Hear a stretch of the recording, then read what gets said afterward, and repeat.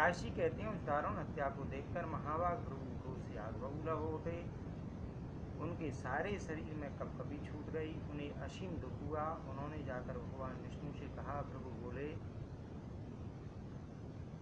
विष्णु तुम्हें सर्वोत्तम बुद्धि सुलभ है, तुमने पाप जानते हुए भी नहीं करने योग्य काम कर डाला। यह ब्राह्मणी का वध हुआ, जिसकी मन से भी कल्पना करना अनुचित है। यह प्रसिद्ध है कि तुम सत्वगुणी हो, ब्रह्मा में रजोगुणी हो और शंकर में तमोगुणी हैं। फिर आज तुम क्यों तामसी बन गए? विष्णु, निरपराध स्त्री अबद्ध मानी जाती है, तुम कैसे इसकी हत्या में प्रवृत्त हुए? तुम्हारे लिए अब और क्या कहूँ? साप दे रहा हूँ, तुमने इंद्र की भलाई करने के लिए मुझे स्त्री से वंचित कर दिया। अतः हे विष्णु, मेरे साप के प्रभाव से मृत्युलोक में तुम्हारे बहुत से अवतार होंगे और तुम्हें लीला से गर्भ में रहना पड़ेगा। व्यास जी कहते हैं कि अब उस साप के अनुसार ही धरातल पर भगवान पधार रहे हैं। धर्म का ह्रास होने पर जगत का कल्याण करने के लिए भगवान का बार बार अवतार हुआ करता है। वे मानव रूप में प्रकट होते हैं। राजा जन्मेजय ने पूछा, अमित तेजस्वी चक्र के द्वारा महात्मा भृगु की पत्नी के मारे जाने पर फिर उनके गृहस्थ जीवन का निर्वाह कैसे हुआ? व्यास जी कहते हैं, मुनिवर, भृगु बड़ी कार्य कुशल थे। क्रोधवश भगवान विष्णु को शाप देने के पश्चात उन्होंने तुरंत पत्नी का मस्तक उठा लिया और उसे धड़ से जोड़कर कहा, देवी, तुम विष्णु द्वारा मारी जा चुकी हो, किंतु अब मैं तुम्हें जीवित कर रहा हूँ। यदि मैं संपूर्ण धर्म जानता हूँ तथा मेरे द्वारा उनका सम्यक आचरण हुआ है, तो उस सत्य के प्रभाव से यह देवी पुनः जीवित हो जाए। मैं सत्य कहता हूँ, सभी देवता मेरी तपस्या महान बल देख लें। पहले उस सब को शीतल जल से सिंचन किया और फिर यदि मैं सदाचारी, सत्यभाषी, वेद अभ्यासी और तपस्वी हूँ, तो तपोबल से तुम्हें जीवित किए देता हूँ। व्यास जी कहते हैं, जल सिंचन करते ही भृगु पत्नी के मृत शरीर में प्राण लौट आए। अत्यंत प्रसन्न होकर वह उठकर बैठ गई। उसका मुखमंडल पवित्र मुस्कान से भर गया। वहाँ के जन समाज ने देखा मानो वह सोकर उठी हो। मुनिवर भृगु और उनकी पत्नी को लोग धन्यवाद देने लगे, उनकी सर्वत्र प्रशंसा होने लगी। उस प्रकार भृगु मुनि के उद्योग से उनकी सुंदरी स्त्री के मृत शरीर में पुनः प्राण आ गए हैं। देखकर इंद्र सहित संपूर्ण देवताओं के मन में आश्चर्य की सीमा न रही। तब इंद्र ने देवताओं से कहा, भृगु मुनि के प्रयास से इनकी साध्वी पत्नी जीवित हो गई। उधर मंत्र ज्ञानी शुक्राचार्य कठिन तप कर रहे हैं, तप में सफल होकर पता नहीं वे क्या कर डालेंगे। व्यास जी कहते हैं, राजन, शुक्राचार्य मंत्र प्राप्ति के लिए अत्यंत कठिन तप कर रहे हैं। यह समाचार सुनकर इंद्र व्याकुल उठे। उन्हें अब नींद तक नहीं आती थी। तब मन ही मन विचार करके उन्होंने अपनी सुंदरी कन्या जयंती से कुछ मुस्कुराते हुए यह वचन कहा, पुत्री, शुक्राचार्य बड़े तपस्वी पुरुष हैं, मैं तुमको उन्हें दे चुका, तुम उनके पास जाओ। सुकुमारी, मेरे कल्याण तुम उनकी समुचित सेवा करके उन्हें वश में कर लो। जो व्यवहार उनके मन के अधिक अनुकूल हो, उन सबका उपयोग करके मुनि को संतुष्ट करना परम आवश्यक है। बेटी, तुम शीघ्र मुनि के उस उत्तम आश्रम पर जाकर मेरा भय दूर करो। जयंती का रूप बड़ा चिंताकर्षक था। उसकी आंखें बड़ी बड़ी थीं। पिता की आज्ञा पाकर वह मुनि के आश्रम पर चली गई। देखा, मुनि धूम्रपान कर रहे थे। उनके सर्वांग पर दृष्टिपात करते ही पिता की बात याद आ गई। तब उसने केले की एक ढोगी लेकर उससे मुनि के ऊपर पंखा झालना आरंभ कर दिया। अत्यंत भक्तिपूर्वक पीने के लिए ठंडा जल सामने उपस्थित किया। वह जल सुगंधित पदार्थों से सुवासित कर दिया गया। मध्याह्न काल में वह वस्त्र को ही छत्ता मानकर उससे मुनि पर छाया करने की व्यवस्था कर देती थी। उस सुंदरी ने पूर्ण रूप से पतिव्रत धर्म का पालन आरंभ कर दिया। मुनि का नित्य कर्म समीचीन रूप से संपन्न हो, यथार्थ सुग्गे के समान प्रादेश मात्र कुशाएं और फूल आगे रख देना उसका नित्य नियम बन गया। सोने के लिए वह पल्लवों की सुखदायी शैया तैयार कर देती थी। मुनि के सो जाने पर वह धीरे धीरे हवा करती थी। यों मुनि पर वह अपनी श्रद्धा प्रकट करने लगी। पर जयंती किसी भी समय ऐसा कोई भी भाव नहीं करती थी जिससे काम वासना उत्पन्न हो। सुंदरी, जयंती की वाणी बड़ी मधुर थी। मुनि को प्रसन्न करना उसे अभिष्ट था, अतः अनुकूल वाणी द्वारा वह महात्मा शुक्राचार्य की स्तुति करने लगी। मुनि जब सोकर उठते थे तब आचमन करने के लिए वह जल रख देती थी। यों जयंती का सारा व्यवहार मुनि के अनुकूल निरंतर होता रहा। शुक्राचार्य इंद्रिय विजयी महात्मा थे। उनकी मनोवृत्ति जानने के लिए बुद्धिमान इंद्र ने उनके पास सेवकों को भी भेज रखा था। इस प्रकार जयंती बहुत वर्षों तक शुक्राचार्य की सेवा करती रही। उस साध्वी के मन में विकार का नितांत अभाव था। क्रोध पर भी वह विजय पा चुकी थी। ब्रह्मचर्य के सभी नियमों का सुचारू रूप से पालन करती थी। पूरे 1000 वर्ष तक तपस्या करने के पश्चात मुनिवर भगवान शंकर प्रसन्न हुए। उन्होंने मन को मुग्ध करते हुए वर मांगने के लिए मुनि से अनुरोध किया।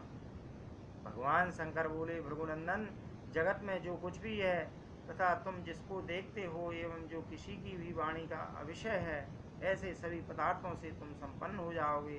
ब्राह्मण, इसमें कोई संशय नहीं है। ब्राह्मणों और प्रजाओं में तुम्हारी प्रधानता स्थिर रहेगी। संपूर्ण प्राणी तुम्हें मारने में असमर्थ सिद्ध होंगे।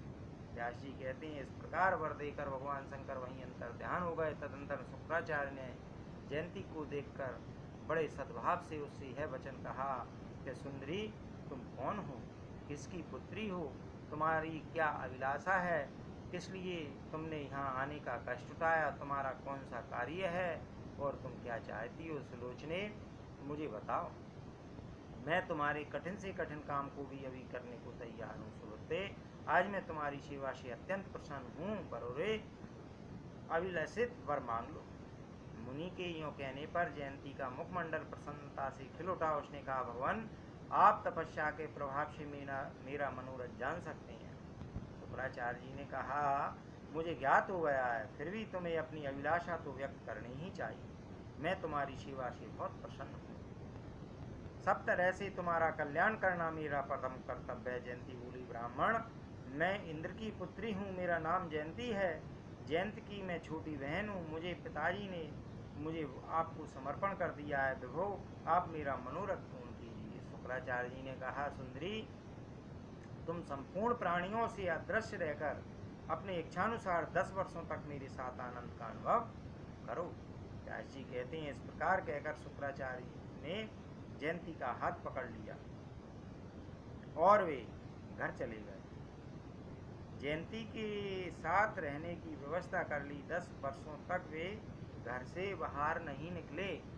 उन्होंने ऐसी माया से अपने को आच्छादित कर लिया था कि कोई भी प्राणी उन्हें देख नहीं सकता था। दैत्यों ने सुना गुरुदेव मंत्र प्राप्ति में सफलीभूत होकर आ गए हैं, अतः प्रसन्न होकर वे शुक्राचार्य से मिलने के लिए उनके घर पर गए, किंतु वे उन्हें देख न सके, क्योंकि उस समय मुनि जयंती के साथ वे थे।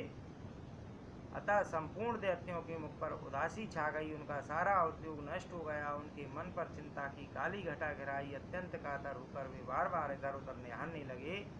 जब आवरण में छिपे हुए मुनि को किसी प्रकार न देख सके, तब जैसे आए थे वैसे ही लौट गए। उस समय उन प्रधान दैत्यों का चित्त चिंता से घिर गया था। वे वैसे अत्यंत घबरा उठे थे। इधर इंद्र ने अपने गुरु महाभाग बृहस्पति से कहा कि अब इसके बाद क्या करना आवश्यक है। ब्राह्मण, आप अभी दानवों के पास जाइए और उन्हें माया के प्रभाव से फंसा लीजिए। मानर, आप बुद्धिपूर्वक विचार करके हमारे कार्य साधन में तत्पर हो जाइए। जब इंद्र की बात सुनकर उन्हें विदित हो गया कि शुक्राचार्य गुप्त रह रहे हैं, तब देवगुरु बृहस्पति स्वयं शुक्र का वेश बनाकर दैत्यों के पास चले गए। वहां जाकर बड़ी श्रद्धा दिखाते हुए उन्हें दानवों को बुलाया। सभी असुर सामने आए और देखा हमारे गुरु शुक्राचार्य जी आ गए हैं। तब वे प्रणाम करके उनके सामने खड़े हो गए। बृहस्पति को यों ही शुक्राचार्य मानकर वे अत्यंत आनंद में भर गए। उन सबको विदित न हो सका कि यह बृहस्पति की माया है जो गुरुदेव के रूप में प्रकट है। तब माया से छिपे हुए शुक्राचार्य जी रूपी बृहस्पति ने दानवों से कहा कि मेरे यजमानों का स्वागत है। मैं तुम्हारा कल्याण करने के लिए ही आया हूँ। मैंने जो विद्याएं प्राप्त की हैं वे सभी सच्चे मन से तुम्हें पढ़ा दूंगा। तपस्या करके भगवान शंकर को प्रसन्न करने का उद्देश्य एकमात्र तुम्हारा कल्याण ही था। यह वचन सुनकर वे श्रेष्ठ दानव हर्ष उल्लास से भर गए। गुरुदेव कार्यों में सफल हो गए, यह मानकर उनके मुख पर प्रसन्नता की किरणें छा गईं। उनकी अधिक सोचने समझने की शक्ति कुंठित थी। बड़े आनंद के साथ गुरुदेव के चरणों में उन्होंने मस्तक झुकाया। उनके मन में किंचित मात्र भी भय और क्लेश का समावेश नहीं था। देवताओं द्वारा प्राप्त होने वाले भय का परित्याग करके वे शांत चित्त से समय व्यतीत करने लगे। जन्मेजय ने पूछा, बड़े दादाजी, अब मुझे है बताइए कि बृहस्पति ने शुक्राचार्य जी का वेश बनाकर क्या किया और शुक्राचार्य पुनः कब लौटे? व्यास जी बोले, राजन, महात्मा बृहस्पति मायक शुक्राचार्य बन गए। उस समय स्वयं अव्यक्त रहकर उन्होंने जो काम किया वह बताता हूँ, सो सुनो। सर्वप्रथम उन्होंने ऐसा प्रयत्न किया कि दैत्यों की यह निश्चित धारणा हो गई कि ये हमारे गुरुदेव शुक्राचार्य हैं। अब दैत्यों और बृहस्पति में पूर्ण एकता हो गई। तदंतर बृहस्पति को गुरुदेव शुक्राचार्य मानकर उनसे पढ़ने के लिए भी उनकी शरण में गए। सभी दैत्य स्वार्थान्ध थे। लोभ से किसी की भी वृद्धि कुंठित हुए बिना नहीं रहती। इधर जयंती के साथ क्रीड़ा करने का जो 10 वर्ष का समय निश्चित था वह पूरा हो गया। तब शुक्राचार्य यजमानों के विषय में विचार करने लगे। वे सभी यजमान मेरे आने की आशा से मार्ग देखते हुए खड़े होंगे। उनका हृदय अत्यंत आतुर हो गया होगा, अतः चलकर उनसे मेरा मिलना परम आवश्यक है। वे मेरे अन्य भक्त हैं। मैं ऐसा प्रयत्न करूं कि उनके सामने देवताओं का भय न रह सके। तब उन्होंने जयंती से कहा, सुलोचने, इस समय मेरे दैत्य पुत्र देवताओं के पास कालक्षेप कर रहे हैं। तुम्हारे साथ रहने की 10 वर्ष की जो अवधि निश्चित थी वह पूरी हो चुकी है। अतः देवी, अब मैं उन पुत्रों से मिलने के लिए जा रहा हूँ। सुमध्य से मैं फिर शीघ्र तुम्हारे पास आने की चेष्टा करूँगा। जयंती धार्मिक विषय की पूर्ण विदुषी थी। उसने शुक्राचार्य जी से कहा कि बहुत ठीक है धर्मज्ञ, आप स्वेच्छापूर्वक वहाँ पधार रह सकते हैं। आपके धार्मिक कृत्य में रोड़ा अटकाना मुझे अभिष्ट नहीं है। जयंती के वचन सुनकर शुक्राचार्य उसी क्षण वहाँ से प्रस्थित हो गए। आकर देखा, दानवों के निकट बृहस्पति जी विराजमान हैं।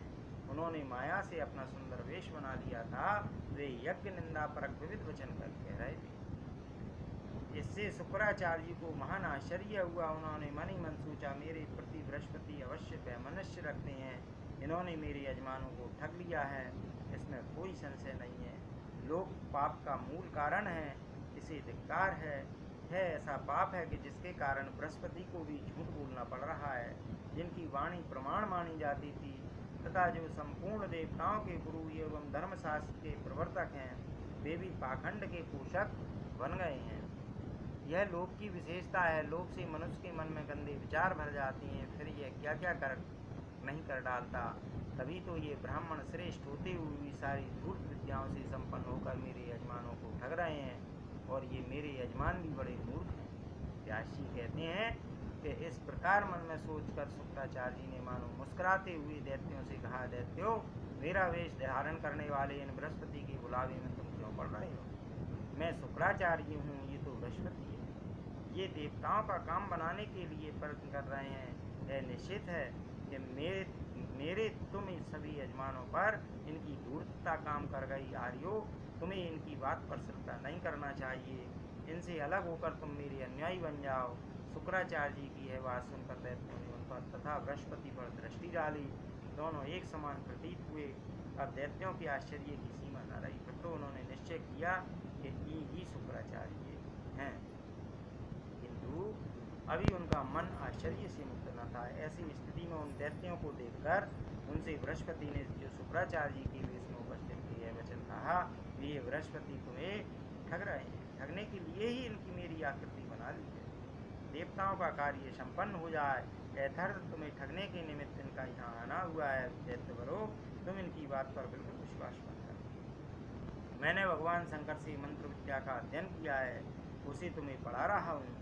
मैं देवताओं को अवश्य परास्त कर दूंगा, इसमें कोई संदेह नहीं है।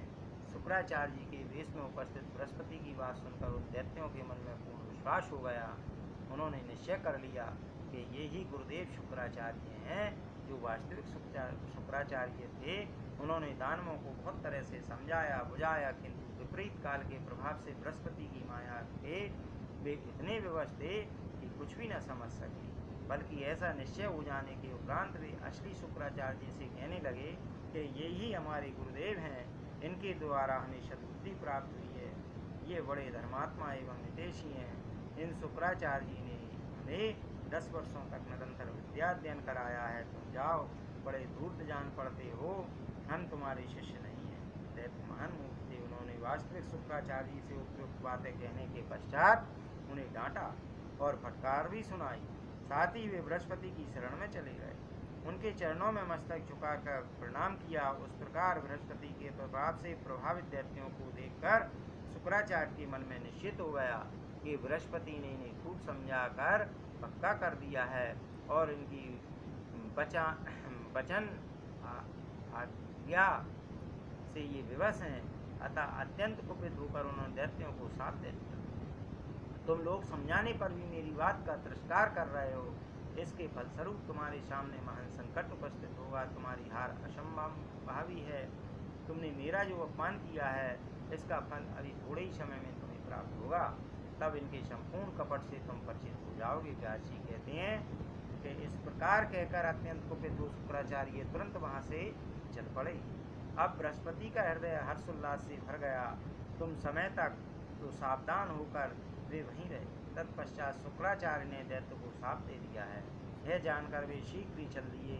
जाते समय बृहस्पति ने अपना वास्तविक रूप धारण कर लिया था। स्वर्ग में जाकर बृहस्पति ने इंद्र से कहा कि मेरे द्वारा निश्चय ही तुम्हारा काम बन गया, क्योंकि शुक्राचार्य ने दैत्यों को साप दे दिया और फिर मुझसे भी वे त्याग दिए गए हैं। इस प्रकार उनको मैंने निराधार बना दिया है। महाभाग, अब सभी प्रधान देवता युद्ध करने की तैयारी कर लें। वे दैत्य तो मेरे प्रयास से शाप द्वारा स्वयं जल बुन गए हैं। उस समय बृहस्पति की बात सुनकर इंद्र के मन में प्रसन्नता की सीमा न रही। संपूर्ण देवता ठहाका मारकर हंसने लगे। सबने बृहस्पति का बड़ा स्वागत किया, फिर युद्ध करने की राय की और बैठकर आपस में विचार करने लगे। निश्चित हो गया, जाने पर सभी देवता एक साथ निकले और दानवों के सामने पहुंच गए। देवता अमित बलशाली तो थे ही, उनमें उत्साह की भी कमी न थी। बड़े उमंग के साथ युद्ध करने के लिए वे पहुंचे थे। गुप्त रूप से बृहस्पति की सहायता उन्हें प्राप्त थी। उनकी स्थिति जानकर दैत्य अत्यंत चिंतित हो उठे। बृहस्पति की माया ने उनकी बुद्धि को हर लिया था। वे आपस में कहने लगे, महात्मा शुक्राचार्य हमारे आराध्य देव हैं, किंतु वे कुपित होकर चले गए। बृहस्पति महान नीच एवं कपट करने में परम प्रवीण हैं, वह भी हमें ठग कर चला गया। अब हम क्या करें, कहाँ जाएं? शुक्राचार्य जी अत्यंत क्रोध में भर गए हैं। सहायता प्राप्त करने के लिए हम किस प्रकार उन्हें हर्षित एवं संतुष्ट करें? इस प्रकार विचार करके सभी दानव एक साथ पुनः शुक्राचार्य के पास गए। उस समय दानवों का सर्वांग वैसे कांप रहा था। मुनि के चरणों में मस्तक झुकाकर वे चुपचाप खड़े हो गए। उस अवसर पर शुक्राचार्य जी की आंखें क्रोध से लाल हो उठी। उन्होंने दैत्यों से कहा, यजमानो, मैंने तुम्हें सम्यक प्रकार से समझाने की चेष्टा की, किंतु उस क्षण तुमने कपटी बृहस्पति की माया से मोहित होकर मेरे हितकर पवित्र एवं उचित वचनों का भी अनादर कर दिया। तुम बृहस्पति के वशीभूत हो गए। अभिमान के मद ने तुम्हें मतवाला बना दिया था, अतः मुझे अपमानित करने के लिए तुम तत्पर हो गए। अब उस अनादर करने का बुरा फल तुम्हें भोगना पड़ रहा है। तुम्हारा सर्वस्व छिन गया। तुम वहाँ चले जाओ जहाँ वह छलिया बृहस्पति देवताओं का काम बनाने के लिए धूर्तता किए बैठा है। मैं उसके जैसा वंचक नहीं हूँ। व्यास जी कहते हैं, इस प्रकार शुक्राचार्य संदेह युक्त वचन बोल रहे थे, इतने में प्रहलाद ने उनके दोनों पैर पकड़कर प्रार्थना आरंभ कर दी। प्रहलाद ने कहा, शुक्राचार्य जी, आपके हम सभी यजमान सेवा में उपस्थित हैं, हमें महान कष्ट हो रहा है। सर्वज्ञ, आप हम लोगों का परित्याग कर रहे हैं, उचित नहीं जान पड़ता, क्योंकि हम आपके पुत्र तुल्य हैं। मंत्र का अभ्यास करने के लिए आपके चले जाने पर दुरात्मा बृहस्पति छल करके आपके रूप में आया और उसने हमें ठग लिया। वह बड़ी मीठी मीठी बातें कर रहा था। बिना जानकारी के जो अपराध बन जाता है, उसके कारण शांत चित्त पुरुष क्रोध नहीं किया करते। सर्वज्ञ, आप सभी बातों से परिचित हैं। हमारा अहंकार शून्य चित्त सदा आप में अटका रहता है। महामते, आप तपस्या के प्रभाव से हमारे सच्चे अभिप्राय को जानकर क्रोध त्यागने की कृपा कीजिए, क्योंकि सभी मुनिगण कहा करते हैं कि साधु पुरुषों का क्रोध अधिक देर तक नहीं ठहरता। जल का स्वाभाविक गुण ठंडापन है। आग पर चढ़ा देने से वह गर्म तो हो जाता है, किंतु आग का संयोग दूर होते ही फिर उसमें शीतलता आ जाती है। क्रोध चांडाल स्वरूप है। बुद्धिमान पुरुष को चाहिए कि भली भांति इसे त्याग लें। अतएव सुब्रत, आप रोष शून्य होकर प्रसन्न होने की कृपा कीजिए। महाभाग, हम असीम कष्ट भोग रहे हैं। यदि आप क्रोध नहीं त्याग कर उल्टा हमें ही त्याग देते हैं तो फिर हमारे पैर रसातल में ही जाकर ठहरेंगे। व्यास जी कहते हैं, प्रहलाद की बातें सुनने के पश्चात शुक्राचार्य ज्ञान दृष्टि से सब कुछ देखकर प्रसन्न हो। उनका मुख मुस्कान से भर गया। उन्होंने दैत्यों से कहा, दानवो, तुम मेरे यजमान हो, तुम्हें ना तो डरना चाहिए और न पाताल में ही जाना चाहिए। अपने सत्य मंत्रों के प्रभाव से मैं तुम्हारी रक्षा कर लूँगा। धर्म के मर्मज्ञ महाशयो, प्राचीन समय में ब्रह्मा जी के मुख से मैंने जो बात सुनी थी उसे मैं बता रहा हूँ, सुनो। यह वचन बड़ा ही हितकर, सत्य और अटल है। उन्होंने कहा था, होने वाली बातें अवश्य होकर रहती हैं। धरातल पर कोई भी ऐसा सुयोग पुरुष नहीं है जो प्रारब्ध को विफल बनाने में समर्थ हो सके। विपरीत समय के कारण इस समय तुम्हारी शक्ति क्षीण हो गई है। अतः एक बार तो तुम्हें देवताओं से परास्त होकर पाताल में जाना ही पड़ेगा। समय सदा बदलता रहता है। कुछ ही दिन पूर्व तुम सम्राट रह चुके हो। सारी राज लक्ष्मी तुम्हें प्राप्त थी। प्रारब्ध ने उत्तम फल दे रखा था, जिससे पूरे 10 युगों तक तुम निष्कंटक राज भोगते रहे। देवताओं का मस्तक तुम्हारे पैरों के नीचे दबा था। फिर आगे भी आने वाले सावर्णी मनवंतर में तुम्हें राज प्राप्त होगा। तुम्हारे पौत्र बलि त्रिलोकी पर विजय प्राप्त करके राज भोगेंगे। जिस समय भगवान विष्णु वामन रूप धारण करके तुम्हारे पौत्र बलि से राज छीनने के लिए धरातल पर पधारे थे, उसी अवसर पर उन्होंने बलि के प्रति ये बातें कही थीं, जिन्होंने देवताओं का मनोरथ पूर्ण करने के लिए बलि का राज छीन लिया था। उन श्री हरि ने बलि से कहा, तुम आगे होने वाले सावर्णी मनवंतर में इंद्र होगे। शुक्राचार्य ने कहा, प्रहलाद, जिस बलि से वामन रूपधारी विष्णु ने बात की थी वह तुम्हारा पौत्र इस समय संपूर्ण प्राणियों से अदृश्य है। डरकर गुप्त रूप से समय व्यतीत कर रहा है। एक समय की बात है, वह गधे का रूप धारण करके किसी सूने घर में खड़ा था। इंद्र के वह से मन में घबराहट मची थी। इतने में इंद्र पहुँचे और बार बार बलि से पूछने लगे, दैत्य शिरोमणि, तुमने गधे का रूप धारण क्यों बना लिया? तुम संपूर्ण लोकों के भोक्ता और दैत्यों के अधिष्ठाता हो। राक्षसवर, क्या तुम्हें गधे का रूप बनाने में लाज नहीं लगती? इंद्र का उपयुक्त वचन सुनने के पश्चात दैत्यराज बलि ने उनका उत्तर दिया था, सत्कृतो, इसमें शोक और लज्जा की क्या बात है? जैसे महान तेजस्वी भगवान विष्णु मछली का रूप धारण करके यहाँ पधारे थे, वैसे ही मैंने गधे का रूप बना लिया है। यह सब कुछ समझ का हेरफेर है। जिस प्रकार तुम भी ब्रह्मा हत्या के डर से कमल में छिपकर समय व्यतीत कर चुके हो, उस समय तुम्हें महान क्लेश भोगना पड़ा था, वैसे ही मैं भी गधे का वेश धारण करके बनाकर स्थित हूँ। पाक शासन, देव की अधीनता स्वीकार करने वाले को क्या दुख और क्या सुख, सभी समान हैं। निश्चित है, देव स्वतंत्र हैं, वह जैसा चाहता है वैसा ही कर लेता है। शुक्राचार्य जी कहते हैं, इस प्रकार बलि और इंद्र ने परस्पर सार गर्भित बातें की। उस बातचीत से उनके मन में पूर्ण संतोष हो गया। तदंतर वे अपने अपने स्थान को पधार गए। प्रारब्ध को प्रबल सिद्ध करने वाली है कथा मैंने तुम्हें यह सुनाई। देवता, दैत्य और मानवों से भरा पूरा यह सारा जगत देव के अधीन है।